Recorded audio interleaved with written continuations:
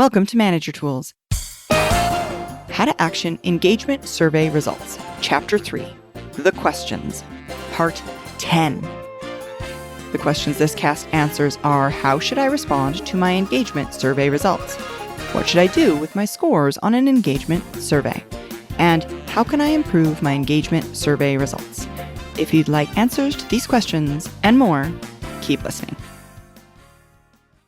Don't get spooked that 2023 is almost in the can and you've not done all that you could to get your team trained.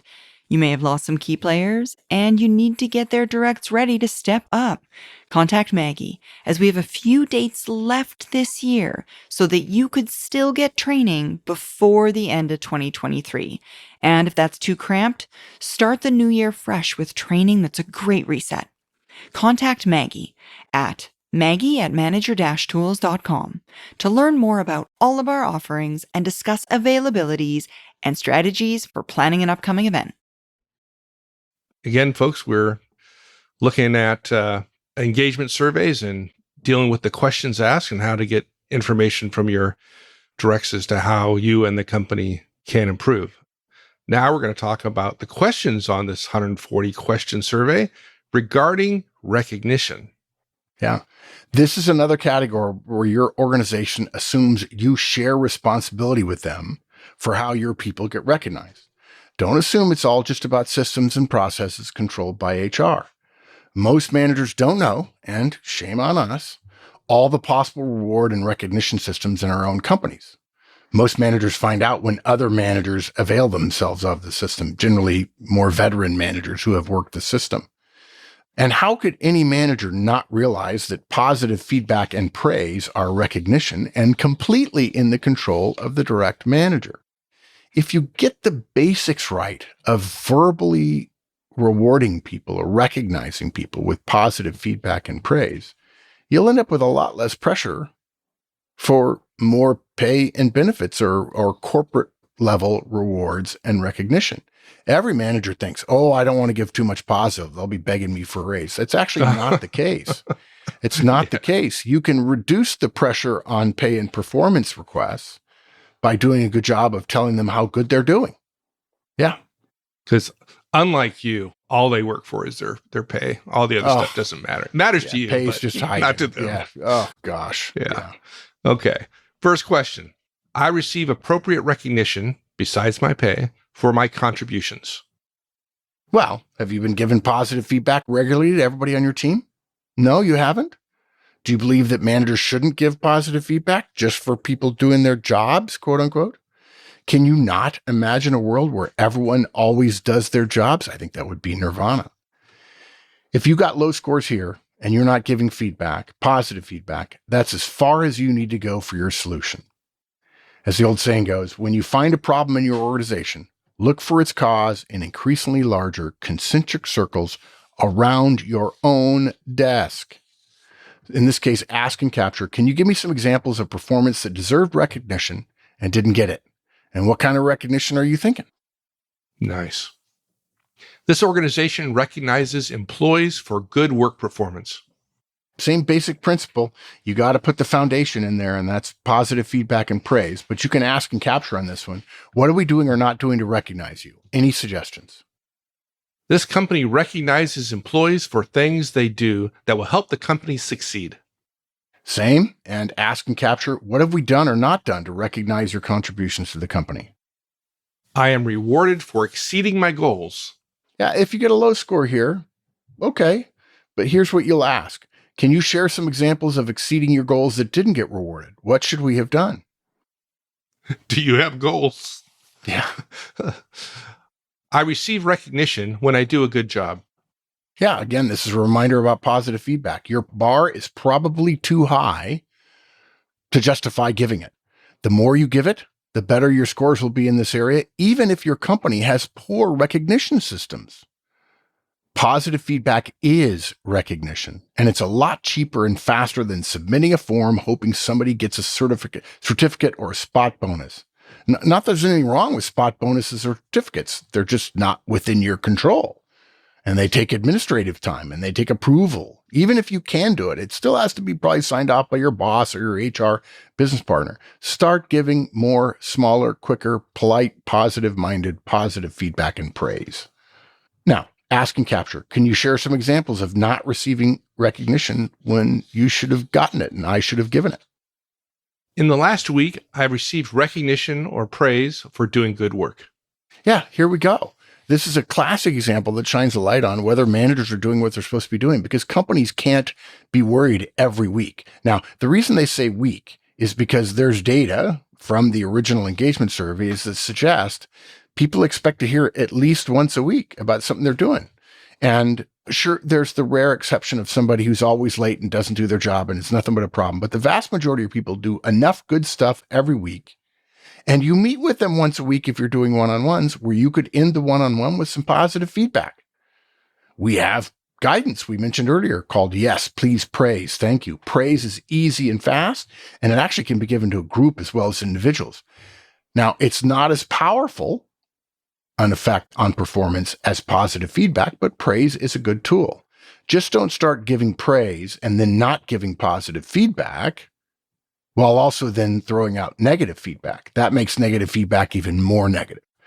Praise is fine, but you've got to, if you're going to give negative feedback, you've got to give positive feedback. They have to be in the same form. Yeah. And you're probably going to tell me that you give somebody positive feedback about showing up to meetings consistently on time. I do. What? Well, not consistently. No, if that's they're what on they're supposed time, to do. That's their job. Yeah, sure. But imagine everybody showing up on time all the time. God, wouldn't that be great? It would be great. It'd be Well, and then people say, well, I'm going to have a chicken and egg conversation with old Mr. Horseman here. I'm going to say, well, I'll start doing that when they start doing it. Well, okay. If they do it once, why not give them positive feedback? See whether or not they do it twice in a week, and then 3 times and 4 times. And don't believe the blog post you can find out there that says lateness is a personality trait. It's not. Don't believe the blog posts that say lateness is not disrespectful to other people. It is. It's disrespectful, as a customer, when people say you'll have it on Tuesday and it doesn't arrive until Friday, do you feel respected? No, you feel underserved. You feel like they didn't do a good job. It actually affects your perception of the quality of the product. And the product is the same whether it arrives on Tuesday or on Friday. And if everybody's late all the time, products are going to be late. Shipments are going to be late. Customers are going to be disappointed. It's funny. I had a conversation with somebody about 2 weeks ago, and I was getting ready to leave for a meeting with you. And you texted me, and the person was we were looking at some document. So he was over my shoulder, and he saw that you texted me, "Hey, dude, I'm sorry. I apologize. I'm going to be 1 minute late to our meeting." And he's like, "Dude, why?" Like, he's texting you that he's going to be 1 minute late. I said, "Dude, yeah, that's how you do it. That's respect. That's how you do it. That's we right. regularly do that, right? That's crazy." Yeah. All right. So ask and capture on this one about receiving recognition and praise in the past week. Can you give me some examples where you did something praiseworthy and I didn't recognize it recently? Employees are recognized for good work performance. There we go again. Feedback and praise, folks. You can ask, what can we do to recognize your good work better? Cool. All right. On to our next category. Questions regarding training and development. Yeah, this is another category where we managers share responsibility with the company. There are plenty of companies with robust training opportunities that some managers' directs never hear about, and plenty of companies with weak training offerings, but employees desperate for them, and it's not enough. Managers are supposed to know and help our directs know about them and take advantage of them, and they're supposed to do it while they're working. Now, if one of your directs says, well, I can't do all my work and go to training, sure you can. Figure out how to do it 100% of your work in 95% of the time. Look for ways to be more efficient. I still expect quality, but think about how much faster the world of work has gotten because of cell phones, because of being able to text, of text messaging and iMessage and Slack and Teams messages and so on. Things have sped up enormously. That saves us time. We don't have to type out an agenda with 5 carbon copies to create a meeting, right? Things can happen much more quickly. So things are getting better, and now it's on you. Figure out how to save 5% of your time and use that 5% of time to get trained. Yeah. And certainly you can figure out how to save 5%, right? Oh, 5% is easy. The average waste of every person in every company is 30%. 30%. Yeah. So 5% is easy. Child's play. Yes. Okay. First question. The company provides training to help me build skills. Yeah. So if you got a low score, what training do we have that you like or don't like? And what training do we not have that we need? There is a process that helps me identify development needs. Yeah. I'm joking here when I say it's entirely possible that you, the manager, are part of the process, which is to say, you are the key part of the Yes, process. That's what I was thinking. You're supposed to be asking what their needs are and comparing that to what you know of training. If you don't know about your company's training courses, look at the org's intranet, find out, ask some of your peer managers. And don't tell me, oh, I didn't want to ask. I'm afraid they'll learn that I don't know. Trust me, your people know you don't know. Admit it. You could say, yeah, I should know. Okay, but should is not a good management word. So find out. And in this case, ask and capture what's the process as far as you know, and how's it working for you? Yeah. And you don't even have to go find out. You can just use this thing called delegation. And yeah, there beautiful. You go. Works beautifully. Good. Next question. My manager encourages and supports my development. Yeah, this one starts with my manager. So this one is all on you folks, obviously. If you haven't been talking about training, development, growth, and haven't been given feedback or quarterly performance reviews, it's unlikely you'll score well. Ask and capture and pay attention to the answers. What can I do better to support and encourage your development? In the last 6 months, my manager has talked to me about my progress. Yeah, so thus Manager Tools guidance that you should give a mid-year review, even if your company doesn't require it. There's some data that says that talking about progress every 6 months or so, as opposed to every year, is about the right frequency to satisfy most employees and to reduce retention issues. While you should be able to check your calendar, if you want to, you can ask and capture, who haven't I talked to about progress in the last 6 months? Now, you already know that. Most people are not. But if you're a Manager Tools manager and you've been following the Trinity and our guidance and so on, you should have no problem with that. But if, in fact, you feel you have been doing that, listen carefully if somebody says they don't think you have. Yeah, these set of questions are pretty tough on the manager who's getting low scores here. It's hard to pawn these off on upper management or other organizations. Yeah, but there's nothing we can do about the past, right? Yeah, exactly. Yeah. So let's change our behavior. It's pretty simple. When I started working here, I received the right amount of training/onboarding.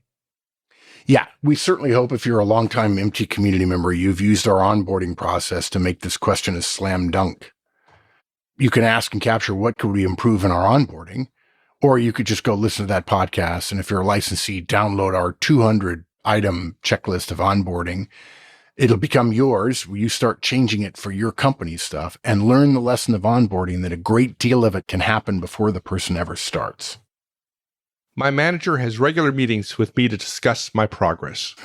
Similar to a previous question. Yeah. So maybe it's not every 6 months, but you can still get credit for some progress discussions. Ask and capture, how often do you think we should be meeting to discuss progress? Now, progress sounds like a big thing, but by the mile, it's a trial. By the yard, it's hard. And by the inch, it's a cinch. The solution to this is bring up progress and development and performance in your weekly one-on-ones. Now, if they say, I want to meet with you once a month, you don't have to agree to what they want. And don't be surprised if one or two of your directs say, oh, I don't have to talk to you ever. You could politely ignore them and you could still do a mid-year review and you can do quarterly updates as well. And if they say, well, I don't want this, say, you know what? There's got to be some equity here. Everybody's got to go through this. I need help in evaluating where everybody is so I can think more clearly about those people who want to move into different roles. And that means I have to be able to talk to everybody. And you could essentially just extend your one-on-one to 45 minutes quarterly and say, we're going to have a discussion about where you are big picture and what you need to do to get to the next step for you. Yeah. Some things don't have to be optional. The performance appraisal process clarifies my objectives for the year. Yeah, so most performance review systems talk about this, but almost none do any serious work around next year's goals. You might have been doing what every other manager does, and at the same time, all of you aren't doing what the company expects to be done. That's all leavened by the fact that directs care about only two things in a review, their compensation and their review, right?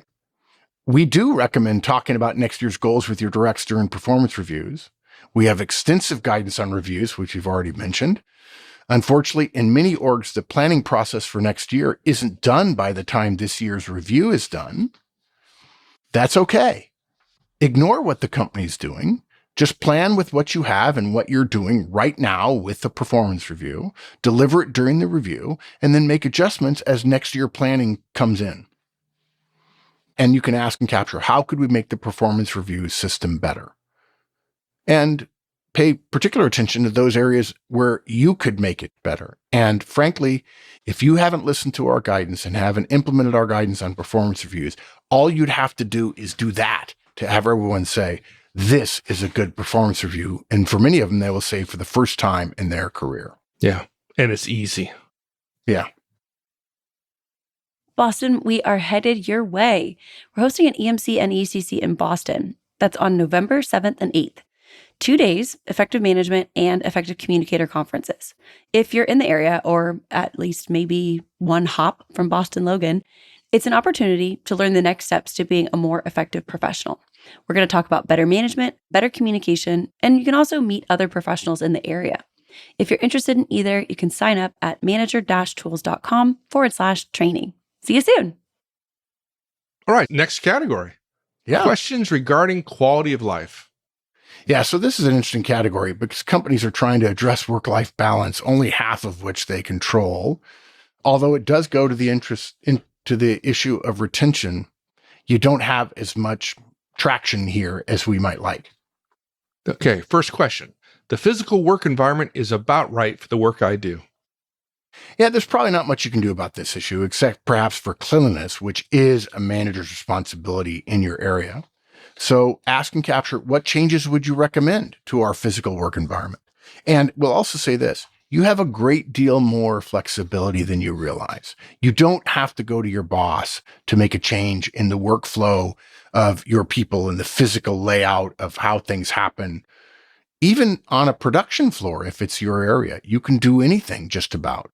You can't change other people's areas. You may have to communicate with your peers who provide you inputs or accept your outputs, but you can still do it. You may not be able to make cubicles, but there are things you can do with the walls. There are things you can do to liven things up. And again, cleanliness is a huge plus in work environments. And that's as hard as saying, hey guys, when you go home, clean up your cubicle. Simple. The balance between my work and personal responsibilities is right for me.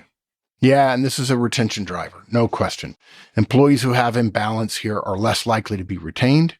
So ask, what could make your work-life balance better? My regular work location is convenient for me.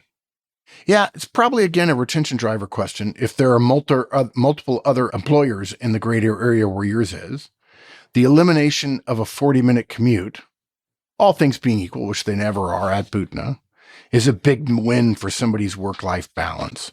So you could ask and capture, what can we do regarding work location? And of course, you're going to hear, I'll work from home. But be careful. If you were able to magically grant that, you would discover productivity suffered. My work-related stress is manageable for me. Ask and capture, what's driving your work stress and how can we help?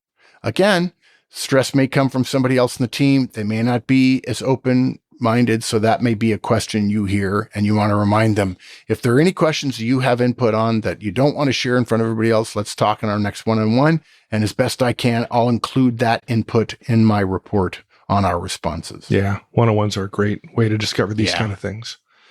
From personal experience, I can say. I can keep a reasonable balance between my work and personal life.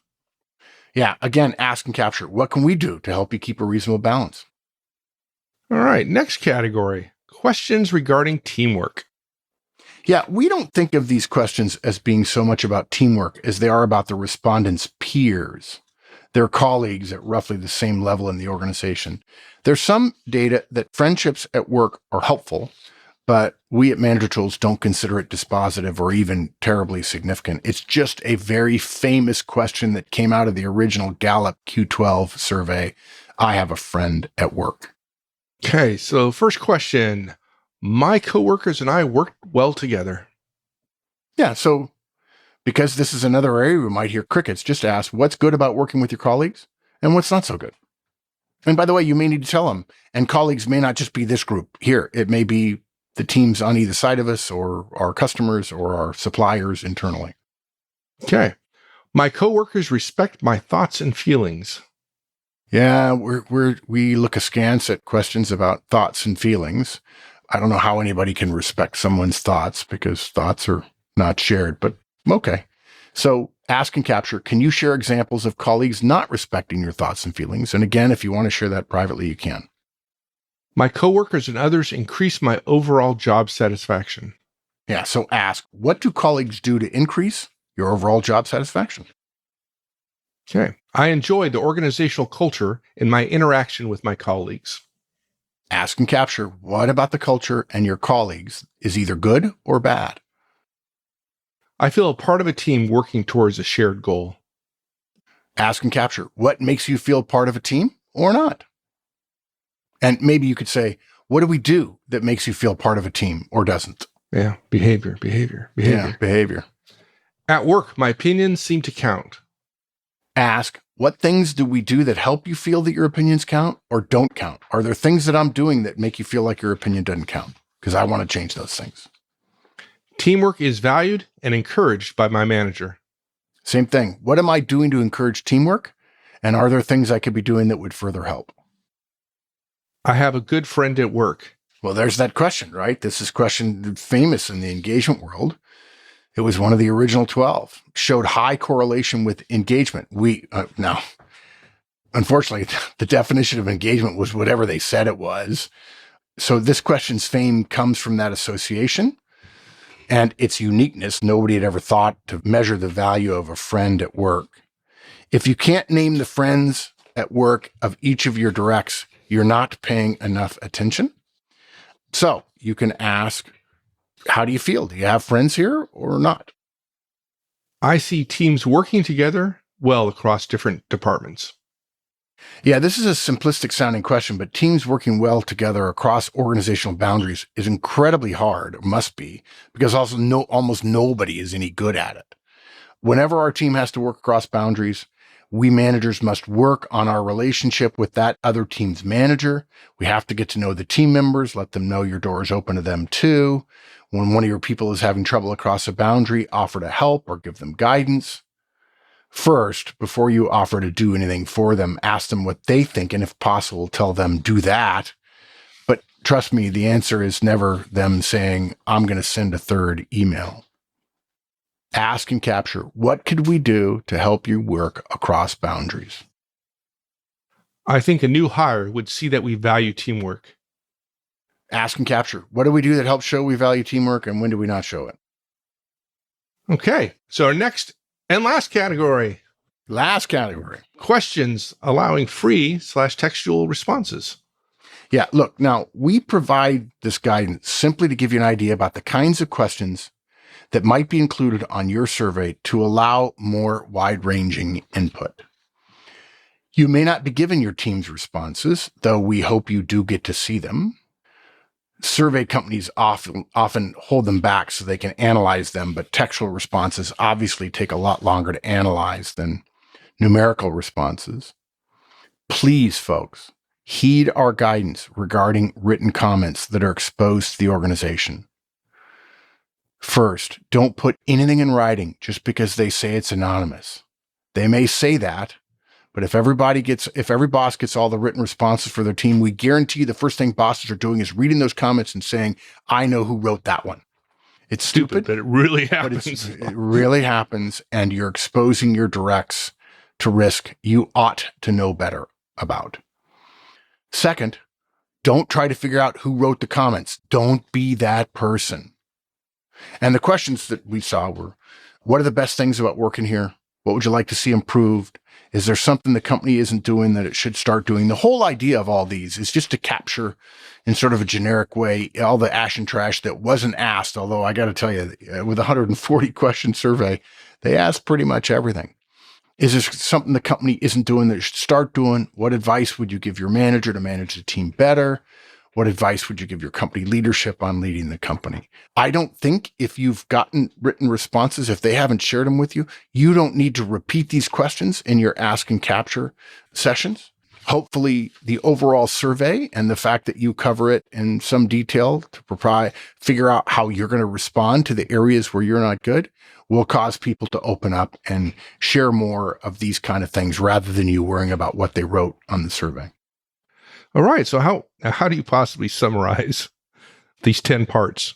I'm going to be very brief. That's how. I will say it again. We've said it repeatedly. The value of your planning, your response to the outcomes from your directs is in the questions, not in the categories. Review the question responses with your directs, and then and only then start formulating a plan. We'll have more guidance on your planning in the future. It's all about the questions. And we're sorry this was so detailed. We could not figure out a way ethically to do this and to get it out to people because there are thousands of managers, tens of thousands probably by now in our community are dealing with engagement surveys. And we'll also say one more thing. This is the longest single podcast Manager Tools has ever created. It's over 19,000 words. Our average is 1,500. So it's over 10 times as long as the average. That's why there's 10 parts. And we're really sorry for the length, but there was no other way to give you detailed, specific, actionable guidance. And we weren't going to whitewash or paint this at a high level because we know if we were you, this is what we'd want, detailed, specific, actionable guidance. This is also the cast with more mentions than any other that I've ever written. Folks, for those of you who don't know, casts that are mentioned in other casts that are mentioned, like our first 2 chapters on engagement, one-on-ones, feedback, coaching, delegation, rolling out the Trinity, getting your goals from your boss, how to run a staff meeting, communications planning, you're not a psychologist, all the ones we mentioned, they are at the bottom of the show notes. They're also on the web page for this podcast. If you want to come and if you're listening on a podcatcher, great, but you can come to the website, search for engagement casts, find this one, go to the web page that has all of the sections, all the chapters of this cast, or all the parts of this cast. And in the bottom right, there will be a long list of links to other podcasts. If you're a licensee, though, at the bottom of these voluminous show notes is every single podcast that's mentioned with links. So you're looking at it online. If you want to refer to another one, if we mention a cast that you don't think you've heard, you can scroll down to the bottom of the cast real quick, find the link, click on it, and it will take you to that podcast page, and you can listen to that one. Or if you're a licensee, of course, you can just open up the show notes. Or you could get the Manager Tools mobile app from your favorite mobile app store, and all that information is there as well. Yeah, exactly. Good. All right. Thank you, my friend. I know this was a hard slog just to write it, let alone talk about it. So a lot of work. I appreciate it greatly. I have a feeling that people are going to come up to me now when I travel and say, hey, you're Mr. Ask and Capture. I earned that one. I wish there was a better way, but this is the best way to do it. Awesome. Thank you, my friend. All right. Thank you, partner. All right, everyone. See y'all.